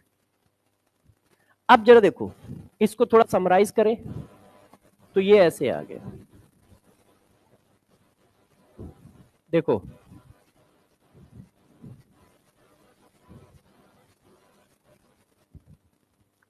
O2 को ऊपर ले गए। अब इस पूरी रिएक्शन में देखो क्या कोई इंटरमीडिएट है, नहीं। O3 हमारा क्या है, रिएक्टेंट, O2 हमारा क्या है, प्रोडक्ट, इंटरमीडिएट नहीं है। अब ये सही इक्वेशन आई है, तो यदि इसका ऑप्शन दिया होगा तो ऐसे दे सकता है या फिर ऐसे दे सकता है। रेट ऑफ रिएक्शन की जगह ये लिख सकते हो ना, क्योंकि मेन रिएक्शन तो दोनों सेम ही है। बिल्कुल पढ़ना पड़ेगा रिएक्टेंट या प्रोडक्ट में, और बदला कैसे जाएगा देखो वो भी सिखा दिया है। सेट पैटर्न है, इसमें कुछ नहीं घूमेगा, ध्यान रखिएगा, डिट्टो सेट पैटर्न है। हमेशा क्वेश्चन को ऐसे ही करना है। अब ये क्वेश्चन आएगा तो थोड़ा बड़ा होगा, क्योंकि इसमें इंटरमीडिएट की वैल्यू निकाल के डालनी पड़ेगी। और ये क्वेश्चन आएगा इस पैटर्न का तो थोड़ा सा इजी भी होगा, क्योंकि इसमें जो इक्वेशन लिखोगे वो डायरेक्ट फाइनल इक्वेशन है, इसमें जो इक्वेशन आएगी वो फाइनल नहीं है। और हमेशा इंटरमीडिएट आएगा, ये गारंटी है, क्योंकि जो इंटरमीडिएट बनता है वही तो सेकंड स्टेप में रिएक्शन करता है, और सेकंड स्टेप स्लो है तो इंटरमीडिएट लगेगा ही लगेगा। तो क्वेश्चन में कूद मत जाओ, पहले ये देख लेना कौन सा स्टेप स्लो है। पहला स्लो है तो आराम से क्वेश्चन को निपटा ले जाओगे, सेकंड स्लो है तो दिमाग में ध्यान रखना कि इंटरमीडिएट के टर्म में आ रहा है, और इंटरमीडिएट के टर्म में रेट ऑफ रिएक्शन की इक्वेशन नहीं लिखते हैं। मैं नोट डाल के लिख देता हूं, नहीं तो भूल जाओगे समय के साथ, अब फिर सोचोगे सर ने निकाला क्यों यहां पे। रेट ऑफ रिएक्शन इक्वेशन, हाँ बेटा, हाँ हाँ लिख के देगा, rate of reaction equation intermediate के टर्म में नहीं लिखते हैं, वो लिख के देगा कि स्लो कौन है फास्ट कौन है। हमें फास्ट से मतलब नहीं, हमें सिर्फ स्लो से मतलब है। पता कर पाइए। अब देखो आपका मन कर रहा होगा कि सर एक क्वेश्चन दे दो तो मैं करके दिखाऊं आपको, है ना। एक तो तुम मानते भी तो नहीं हो कि मैं भी करूंगा सर, तो मैंने कहा भाई ठीक है कर लो। अब देखो इस क्वेश्चन को हम लोग करते हैं। ये क्वेश्चन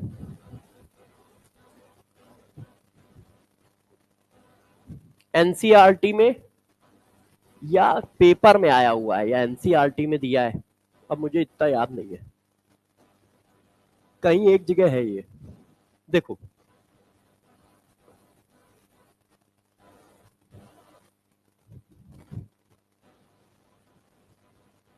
हाँ बेटा बस खत्म करते हैं,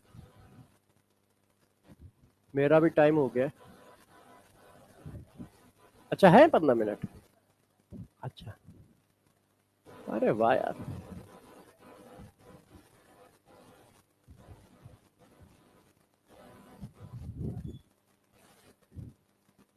हम्म।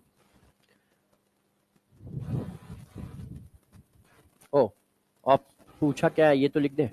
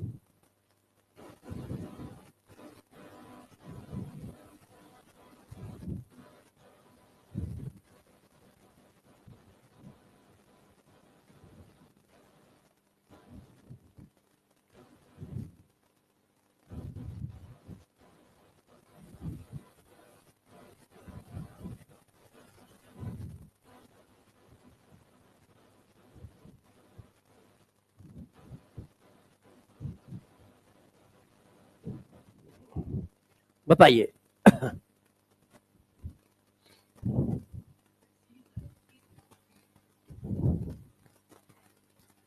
अब देखो क्वेश्चन इतना बड़ा दिखता है ना तो लगता है कुछ टफ पूछा गया होगा, फर्जी बात पूछते हैं। हाँ है कि नहीं, करना कुछ नहीं है, मगर हाँ तुम्हें पता है कि करना कैसे है तो फर्जी है। नहीं तो लग रहा है कि अरे यार कुछ महान चीज पूछ ली है, कैसे टेंशन में आए, रिएक्शन दे दी, मैकेनिज्म दे दिया, सब पूछ रहे हैं।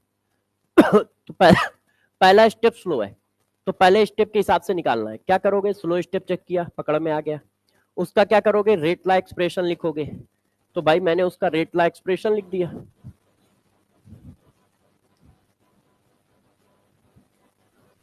है कि नहीं। अब इसको क्या क्या लिख सकते हो, तो आर की जगह क्या डाल सकते हो, rate of N2O5 divided by 2 minus sign के साथ, rate of NO2 divided by 4 plus sign के साथ, rate of oxygen divided by 1 plus sign के साथ। तो एक ये लिखा है मगर इसमें पावर गलत लगी है, यहां तो ठीक लिखा है, रेट की जगह हम ये डाल सकते हैं मगर यहां भी पावर गलत लगी है, यहां पे देखो ठीक लिखा है, अब पावर भी सही लगी है, तो हमने ये टिक कर दिया। क्लियर है, सही है, कोई दिक्कत तो नहीं है, कर लोगे। अच्छा अब आपका मन कर रहा है कि सर देखो नीट का जब एग्जाम नहीं बना था, AIPMT अलग होता था, एम्स अलग होता था, तब न्यूक्लियर केमिस्ट्री से क्वेश्चन आ जाते थे, मगर न्यूक्लियर केमिस्ट्री से जो भी क्वेश्चन आते थे वो केमिकल काइनेटिक्स के ही होते थे, मतलब फिजिक्स वाले भी नहीं होते थे, केमिकल काइनेटिक्स के। बस वो जो टी हाफ पूछ रहे होते थे किसी रेडियो एक्टिव एलिमेंट का पूछ रहे होते थे, स्टेटमेंट मतलब चेंज होते वो केमिकल काइनेटिक्स वाले ही फार्मूले से, कोई नया फार्मूला नहीं लगाना होता। तो इस समय पिछले 5 साल से तो कुछ न्यूक्लियर केमिस्ट्री का क्वेश्चन नहीं देखा गया है जब से नीट बना है, मगर फिर भी मैं पढ़ा दे रहा हूं, ठीक है, कि मान लो आ गया, क्योंकि ना तो पेपर हम बनाते हैं और ना पेपर बनाने वाला हमें जानता है, जान भी गया तो बताएगा नहीं, है ना। तो इसलिए थोड़ा सा टच दे देते हैं कि अल्फा बीटा पूछ लिया जाए तो अल्फा बीटा निकालना सिखा देते हैं, एक दो क्वेश्चन करा देते हैं कि कैसे अप्रोच रखनी है, ठीक है। कॉन्सेप्ट सारे पता है, बस अल्फा बीटा निकालने के कॉन्सेप्ट आपको नहीं पता है, बाकी सारे पता है। तो जरा देखो, पहले बताता हूं लास्ट वाले से। हाँ, 4-5 साल में एक बार आ जाता है ये जो लास्ट वाला ये पढ़ाया है ना ये, हाँ, इससे 4-5 साल में किसी एक साल गिर जाता है। हाँ हाँ, इंटरमीडिएट वाला एक क्वेश्चन करा दे, ठीक है, जाते जाते दे देंगे। अच्छा देख लो, इसको पहले बता दे। देखो सभी ध्यान दीजिए।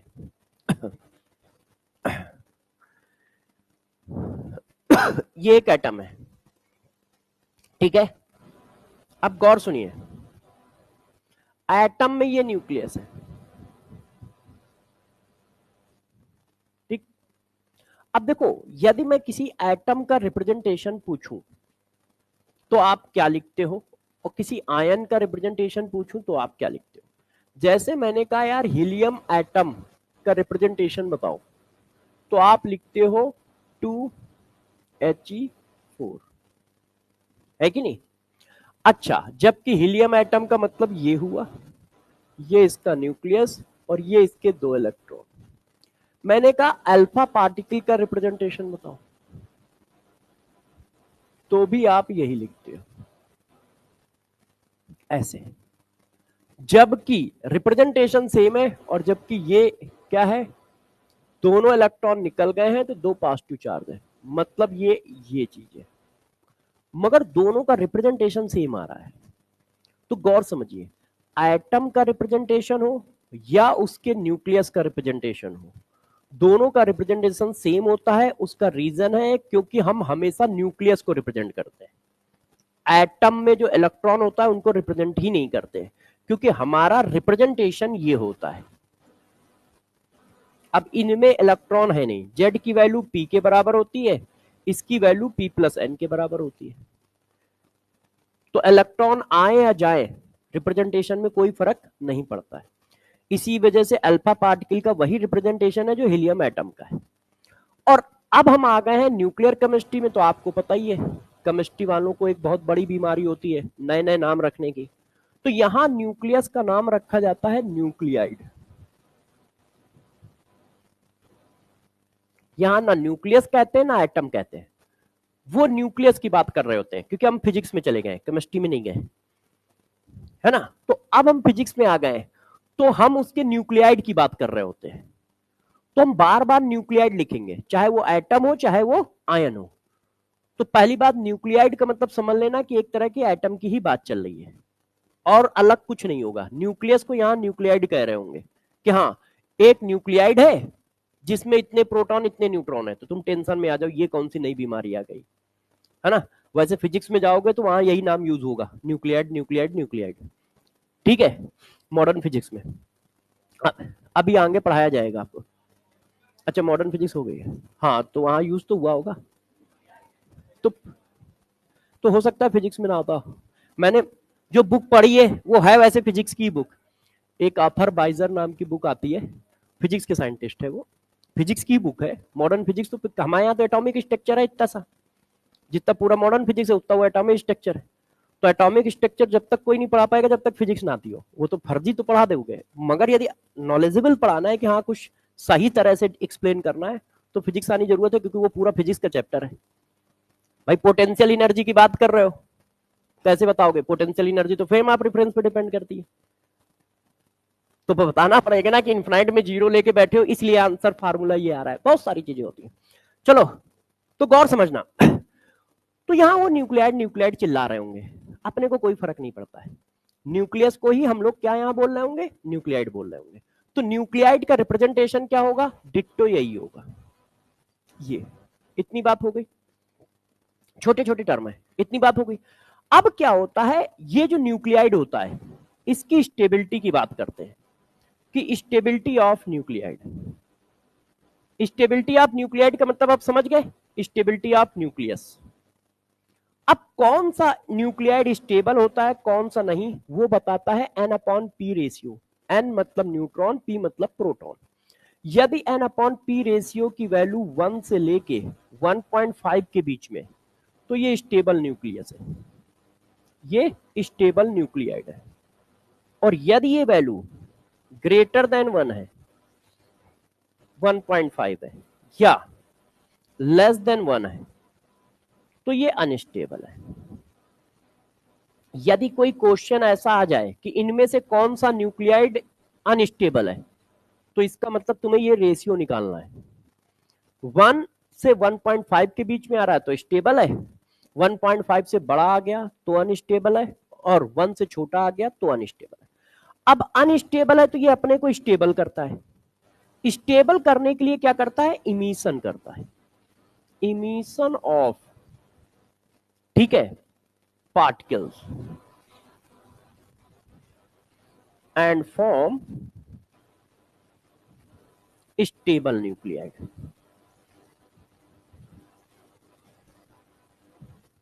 वो इमिशन करता है और इमिशन करके अपने न्यूक्लियाइड को स्टेबल करता है, मतलब N/P के इस रेशियो में अपने को सेट करता है। और वो जब इमिशन हो रहा होता है तो इमिशन किसका हो रहा होता है? अल्फा पार्टिकल का, बीटा पार्टिकल का, पॉजिट्रॉन का, ठीक है, इन सब का। कि अल्फा पार्टिकल का इमिशन हो रहा है, बीटा पार्टिकल का इमिशन हो रहा है, पॉजिट्रॉन का हो रहा है। पॉजिट्रॉन का मतलब इलेक्ट्रॉन प्लस, बीटा प्लस जिसको आप कहते हो, ने पॉजिट्रॉन का हो रहा है, गामा रेज निकल रही है, न्यूट्रॉन निकल रहे हैं, ये सब। अपने को दो पार्टिकल के बारे में पढ़ना है, अल्फा और बीटा के बारे में, कि अल्फा कितने निकलते हैं, बीटा कितने निकलते हैं।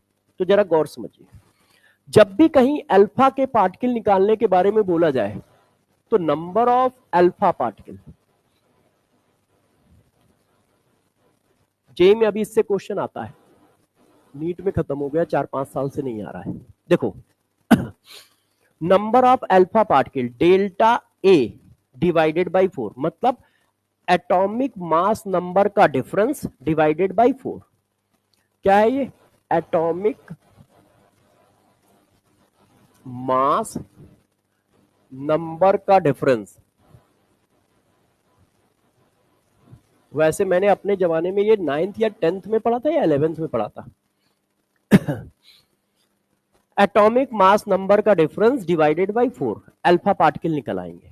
अब किसी ने कहा बीटा कितने निकले, तो नंबर ऑफ बीटा पार्टिकल यदि कहीं निकालने को आ जाए तो जरा गौर से देखो, 2 into alpha particle into delta Z. पहले अल्फा निकालोगे फिर बीटा निकालोगे, क्यों? पहले बीटा कैसे निकाल पाओगे जब अल्फा पता ही नहीं होगा, फार्मूले में अल्फा यूज हो रहा है। तो नंबर ऑफ बीटा पार्टिकल ऐसे निकलते हैं। फॉर एग्जाम्पल, जैसे ये देखो, 92 यूरेनियम 235, ये ब्रेक होके बना रहा है 82 लेड, ठीक है, 206। 6 करोगे नहीं, यदि ये 35 है तो इवन नंबर आना चाहिए ना, 4 से डिवाइड है। अल्फा पार्टिकल तुम्हारे कोई फ्रैक्शनल थोड़ी निकल आएंगे, है ना। तो ये लो, 203 कर देता हूँ, इसको 238 कर देता हूँ, रुक जाओ, और इसको 206 कर दो, दोनों खुश हो जाएंगे। अब हमसे पूछा जा रहा है यूरेनियम 238 है, और लास्ट में वो इमिशन करता है और एक स्टेबल न्यूक्लियाई जनरेट करता है जो 82 लेड 206 है। अब कितने अल्फा बीटा निकल गए? तो मैंने कहा ठीक है, अल्फा मास नंबर का डिफरेंस,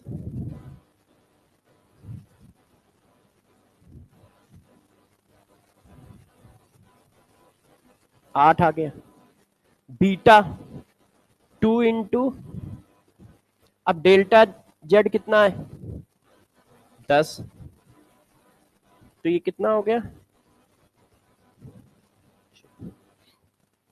ये आ गया। देखो, तो 8 अल्फा निकले, 6 बीटा निकले। अच्छा, इसमें एक और रूल है, क्या?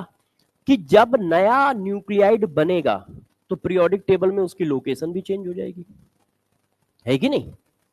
तो अब यार जरा देखो, लोकेशन, न्यू लोकेशन क्या होगी पीरियोडिक टेबल में?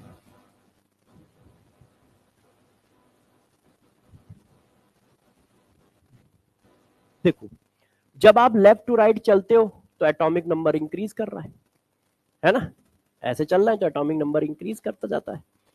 अब पीरियोडिक टेबल में हम ऐसे भागते हैं, तो जरा देखना कैसे कर रहे हो। जब आप अल्फा पार्टिकल निकाल रहे हो तो अल्फा पार्टिकल निकालने में क्या निकलता है, कोई बच्चे बता सकता है?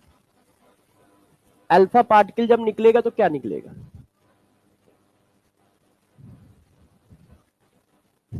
देखो, 2 प्रोटॉन और 2 न्यूट्रॉन निकालने को कहा जाता है अल्फा पार्टिकल निकलना है फिजिक्स की लैंग्वेज में। केमिस्ट्री में हम इस पर फोकस कम करते हैं, आगे वाले पॉइंट पे ज्यादा फोकस करते हैं। 2 प्रोटॉन और 2 न्यूट्रॉन निकल रहे हैं तो बोला जाता है अल्फा पार्टिकल निकल रहा है।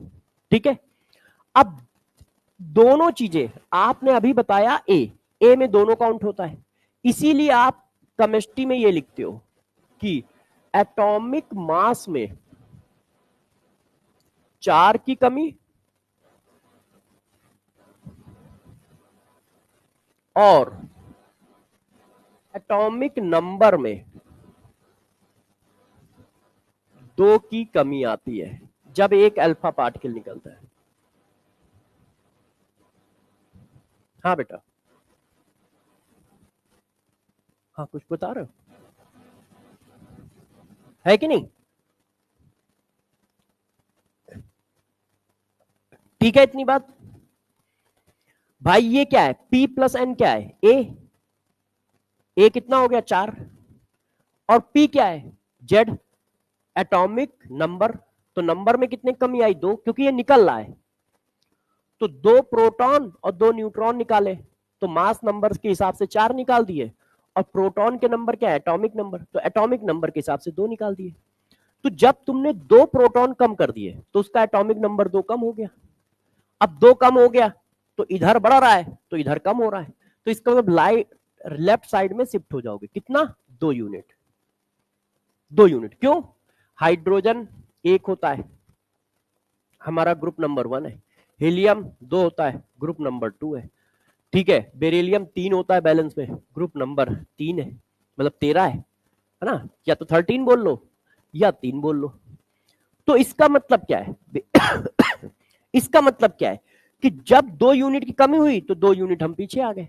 तो क्या लिखोगे, कितने यूनिट पीछे आओगे, लेफ्ट साइड में आओगे, एक अल्फा निकालने पर 2 यूनिट,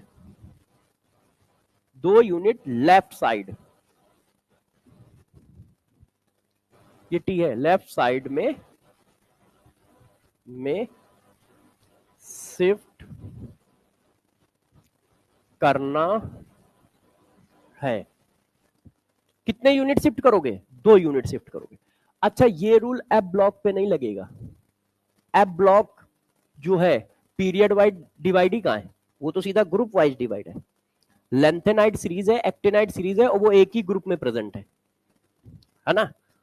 तो ऐसा ना हो कि एफ ब्लॉक एलिमेंट पे जाके 2 यूनिट तुम पीछे कर दो, उसका सेम ही रहता है, एफ ब्लॉक पे कोई इफेक्ट नहीं आएगा, उसका ग्रुप नंबर वही रहेगा, कि पता चला उसने एफ ब्लॉक का एफ ब्लॉक का एलिमेंट लगा, तुमने झोंक में चिपका दिया कि इसका 2 यूनिट पीछे हो गया। मैंने कहा देखो, एक एलिमेंट एफ ब्लॉक का है, उससे एक अल्फा पार्टिकल निकला है, ठीक है, अभी उसका ग्रुप नंबर एक्स था, अब नया ग्रुप नंबर क्या आएगा, तुमने कहा अच्छा सर ने कहा था 2 यूनिट पीछे, x-2, वो तो एक्स ही रहेगा, क्योंकि सारा का सारा एफ ब्लॉक उसी में है ना। तो ध्यान रखना ये एफ ब्लॉक पे नहीं लगेंगे, ठीक है, बाकी अपना डी पे लगाओ, पी पे लगाओ, एस पे लगाओ, कोई दिक्कत नहीं। अच्छा, अब एक बीटा निकालो, बीटा कब निकलता है, बताओ भाई, कोई बता पाएगा कि बीटा पार्टिकल कब निकाला जाता है? देखो, बीटा बीटा पार्टिकल कब निकलता है, जब एक न्यूट्रॉन प्रोटॉन में कन्वर्ट होता है, एक न्यूट्रॉन प्रोटॉन में कन्वर्ट होता है। अब एक न्यूट्रॉन प्रोटॉन में कन्वर्ट कब होगा, मान लो किसी ने पूछा इनमें से कौन सा न्यूक्लियाइड बीटा पार्टिकल इमिट करेगा, तो कैसे बताओगे? तो देखो, बीटा पार्टिकल निकलने का मतलब क्या है, न्यूट्रॉन प्रोटॉन में कन्वर्ट हो रहा है, इसका मतलब गौर से समझना, बहुत सिंपल सी बात है, ये सिचुएशन अनस्टेबल है, ये सिचुएशन अनस्टेबल है, आप न्यूट्रॉन कम कर रहे हो, प्रोटॉन बढ़ा रहे हो, इसका मतलब रेशियो बढ़ा रहे हो कि कम कर रहे हो, आप न्यूट्रॉन की वैल्यू कम कर रहे हो, प्रोटॉन की वैल्यू बढ़ा रहे हो, इसका मतलब रेशियो क्या कर रहे हो, कम कर रहे हो, ऊपर वाली वैल्यू कम कर रहे हो, नीचे वाली वैल्यू बढ़ा रहे हो, इसका मतलब रेशियो कम करना चाहते हो, तो रेशियो कम कब करोगे जी? इस सिचुएशन में करोगे कि इस सिचुएशन में करोगे? तो बस जब n अपॉन p की वैल्यू ग्रेटर देन 1.5 होती है तब बीटा निकलता है। क्यों? क्योंकि इसको हमें रेंज में लाना है। अब रेंज में लाने का सबसे सस्ता आंसर है न्यूट्रॉन कम करो प्रोटॉन बढ़ाओ, बहुत तेजी से रेशियो गिरेगा क्योंकि तुमने दोनों काम एक साथ कर दिए। ऊपर वाली वैल्यू कम भी करते जा रहे हो, नीचे वाली वैल्यू बढ़ाते भी जा रहे हो। इस सिचुएशन में हमारा बीटा निकलता है। तो बीटा निकलने का मतलब होता है जब एक न्यूट्रॉन एक प्रोटॉन में कन्वर्ट हो। इसका मतलब न्यूट्रॉन में -1 और प्रोटॉन के नंबर में +1। तो ए में कितना चेंज आया? ए क्या है? p + n। तो न्यूट्रॉन में -1 कर दिया, प्रोटॉन में +1 कर दिया, तो +1 - 1 मिलके 0। इसका मतलब ए में कोई चेंजेस नहीं। अब ये फिजिक्स था, ये वाला काम फिजिक्स का, ये केमिस्ट्री है। तो ए में क्या है? No change. अब जरा उस पे आ जाओ, जेड पे। जेड क्या है? प्रोटॉन। तो प्रोटॉन तो बढ़ गया। अब प्रोटॉन बढ़ गया इसका मतलब 1 यूनिट बढ़ गया, है ना? तो प्रोटॉन में क्या हो रहा है? मतलब एटॉमिक नंबर 1 इंक्रीज हो जाएगा। बात समझ पा रहे हो? एटॉमिक नंबर 1 इंक्रीज हो जाएगा। क्यों? एटॉमिक नंबर क्या है? Number of proton. प्रोटॉन तो बढ़ा है। क्लियर है? अच्छा, अब पीरियोडिक टेबल में गिरो आके कि पीरियोडिक टेबल में क्या होगा। अब प्रोटॉन बढ़ रहे हैं तो राइट साइड में भगोगे। प्रोटॉन बढ़ने का मतलब एटॉमिक नंबर बढ़ना। तो एटॉमिक नंबर बढ़ रहा है तो राइट साइड में बढ़ोगे। कितना बढ़ रहा है? 1, तो 1 यूनिट जाओगे। तो 1 यूनिट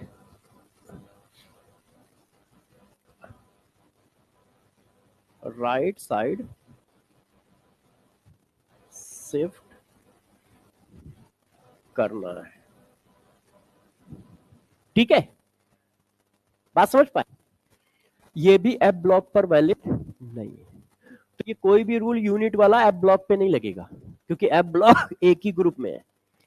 तो आपके पास ज्यादा से ज्यादा अल्फा बीटा निकालने का क्वेश्चन बन सकता है कि अल्फा बीटा निकालने का, यदि थोड़ा सा वो आगे बढ़ा तो इस टाइप का क्वेश्चन बना सकता है कि पीरियोडिक टेबल में किधर शिफ्ट हो।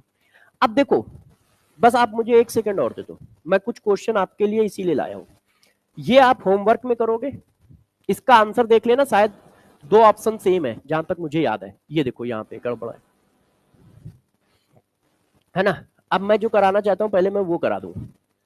इस तरह का क्वेश्चन तुमसे कोई, हमने कहा था ना पहले आते थे 96, मगर इस तरह का क्वेश्चन पूछ सकता है क्योंकि सिलेबस में है भाई, केमिकल काइनेटिक्स सिलेबस में, और जितनी भी रेडियो एक्टिव प्रोसेस है वो सब फर्स्ट ऑर्डर फॉलो करते हैं।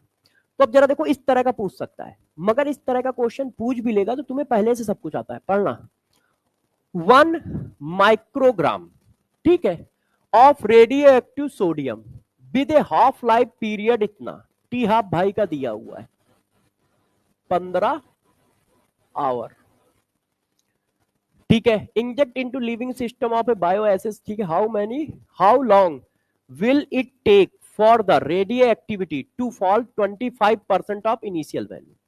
टाइम पूछ रहा है। अब देखो, आपको कुछ नहीं करना है, जो आप जानते थे वही करना है। इनिशियल वैल्यू दी है, अब वो कह रहा है कि जो भी इनिशियल वैल्यू है उसका 25% कम होने में कितना समय लगेगा। तो यार आपको दिया है A0, आपको दिया है 80 भाई, यदि A0 की वैल्यू 1 × 10⁻⁻6 ग्राम है तो इसका 25% कम कर दिया तो मतलब 75% बचा है कि नहीं भाई? 25% कम कर दिया, फॉल टू, अच्छा 25% तक रह जाता है। तो ये लो, 75% कम हो गया, 25% बचा, तो 25% बचा। A0 मिल गया, 80 मिल गया, टी पूछ रहा है और टी हाफ दिया है तो के पता है, तो मैंने लगाया, डायरेक्ट लिख रहा हूं, डरना नहीं। देखो के, ये लिख दिया के 2.303 log 2 अपॉन टी हाफ, के लिख दिया। अब हमारा फार्मूला क्या है? 2.3032 अपॉन टी निकालना है, log initial value after T time value, कट्टम काट खेल लो,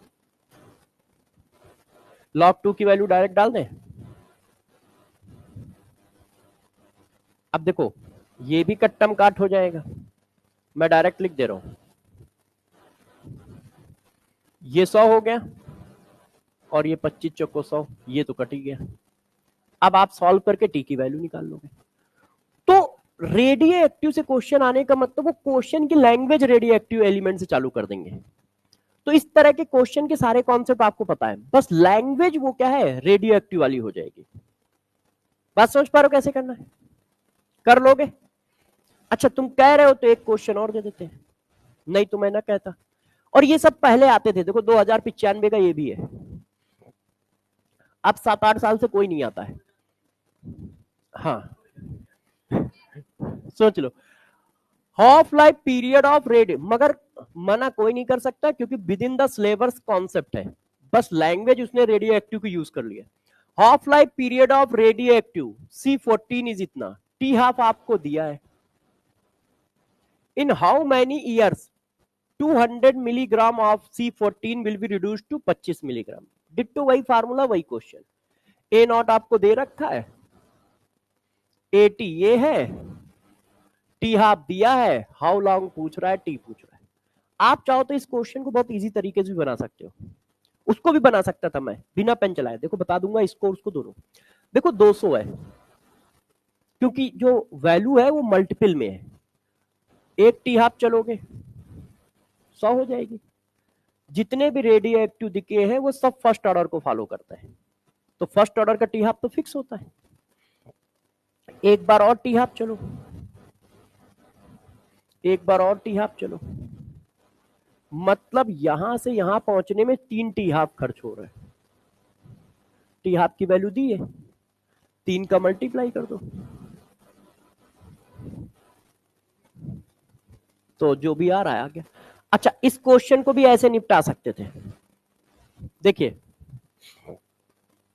जो वैल्यू थी, मगर वो कह रहा है लास्ट में 25% बचेगा ना, तो 100 थी, एक बार गए 50, एक बार गए 25, तो 2 टी आप खर्च हो गए।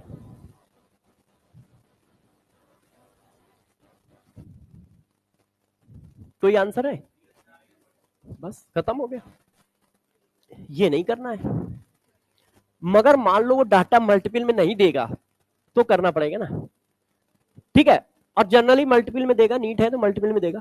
मान लो कहता 15% बचेगा, अब इस तरह से न लग पाता क्योंकि मल्टीपल में नहीं चल रहा है। हाँ तो यदि मल्टीपल में रहे तो तुम ऐसे निकाल दो, इजी है, जल्दी हो जाएगा। और मल्टीपल में ना रहे तो हमको करना ही पड़ेगा। अच्छा अब लास्ट एंड फाइनल क्वेश्चन,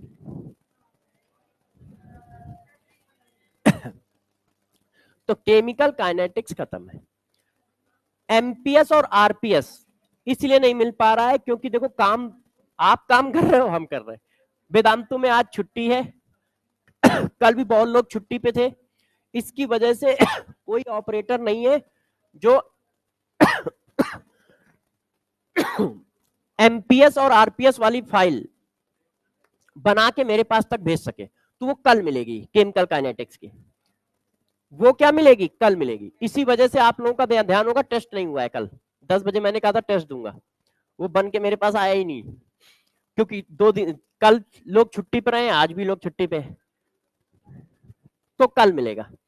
तो आप इसको करिएगा, कल से थर्मोडायनेमिक्स स्टार्ट होगा, ठीक है। थर्मोडायनेमिक्स स्टार्ट में बस एक काम करिएगा, आप ना आओ तो वीडियो जब भी आओ तो उसको देख के जरूर आओ, बीच में आके कूदोगे तो मैं तो पढ़ा दूंगा मगर तुम्हें समझने में दिक्कत होगी, ठीक है, कि हाँ यार बीच में कैसे। और है बहुत इजी टॉपिक, बस इतनी बात है कि जितनी बातें वो सब दिमाग में थोड़ा रखनी है। फिजिक्स से रिलेटेड नहीं है, बिल्कुल जीरो, उससे कोई रिलेटेड नहीं। फिजिक्स में क्या है, वो डायग्राम आएगा कि वॉल्यूम टेम्परेचर डायग्राम है, और केमिस्ट्री में क्या है, थ्योरेटिकल पार्ट ज्यादा आता है, डेल्टा एच वाली इक्वेशन से ज्यादा आता है, मतलब जो केमिस्ट्री बेस्ड है। तो फिजिक्स में थोड़ी बहुत चीजें जान जाओगे, कुछ कॉन्सेप्ट क्लियर हो जाएंगे। अब क्वेश्चन मुझे ध्यान नहीं है क्योंकि उनके क्वेश्चन मैक्सिमम बनते हैं Q equal to MS delta T से, तो वो इक्वेशन तो पढ़ाऊंगा मगर उसके क्वेश्चन हम लोग के अलग होते हैं, उनके अलग होते हैं।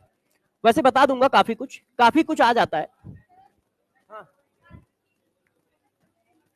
कार्बन डेटिंग प्रोसेस का क्या काम अपने में? नहीं आप कोई, हाँ पिछले से पिछली साल पढ़ा है, पिछली साल भी नहीं पढ़ा है पिछले साल भी पढ़ा है तो उसी से पढ़ लो, वैसे उसकी कोई जरूरत नहीं है, क्योंकि न्यूक्लियर केमिस्ट्री से क्वेश्चन ही 8-10 साल से नहीं आ रहा है। ये देखो सारे पीवाई के हमको 96-95, मतलब आज से 20 साल पहले वाले कराने पड़े, क्योंकि अब नहीं आ रहा है।